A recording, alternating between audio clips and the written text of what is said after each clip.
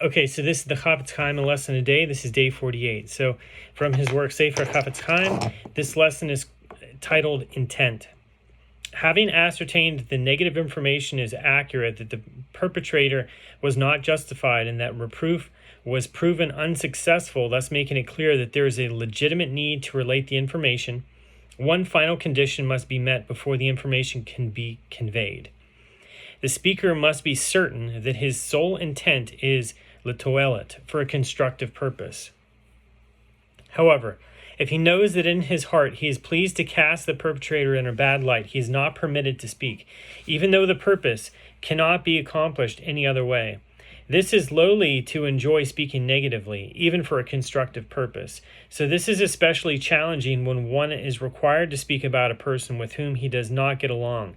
It is necessary to first eradicate any negative feelings towards that person, and only then can the negative information be spoken.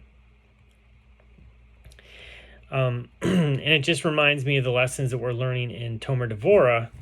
So if you haven't seen those videos, check that out.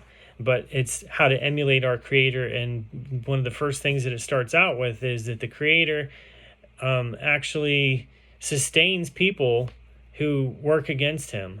So if Hashem is able to do such what we consider lofty ideals, we're supposed to emulate that. So holding something in your heart against somebody is also, a part of that. So in the margin it says, if a word is worth one coin, silence is worth two. So from his book Sefer Shmirat HaLashon, this lesson is titled The Best Medicine. So it says, King Solomon taught, let not your mouth bring guilt upon your flesh, and do not tell the emissary that it was an error. Why should God be angered by your speech and destroy the work of your hands? This is Kohelet 5:5.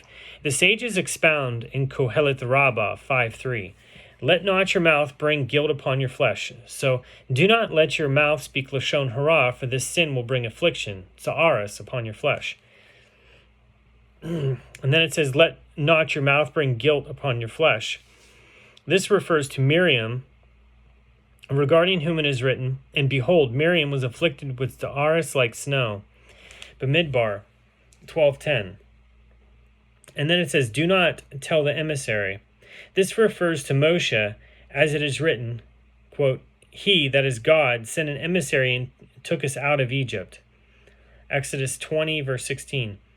This, and then next it says, this was an error. As it is written, Aaron said to Moshe, I beg you, my Lord, do not cast a sin upon us, for we have been foolish and we have sinned. Exodus 12:11. Why should God be angered by your speech? By Lashon Hara, which you spoke of Moshe, as it is written, the wrath of Hashem flared up against them, and he left. Verse 9. And then it says, destroy the work of your hands. So Rabbi Yochanan said, she, that is Miriam, sinned with her mouth, yet all her limbs were afflicted. As it is written, quote, the cloud had departed from atop the tent, and behold, Miriam was afflicted with Sa'aras like snow. That's verse 10. Rabbi Yehoshua taught, if a word is worth one coin, silence is worth two. So Rabbi Yehuda Hanasi said, the best medicine of all is silence, as it is stated in Avot 1:17. In the name of Rabban Shimon ben Gamliel, all my days I have been raised among the sages, and I have found nothing better for oneself than silence.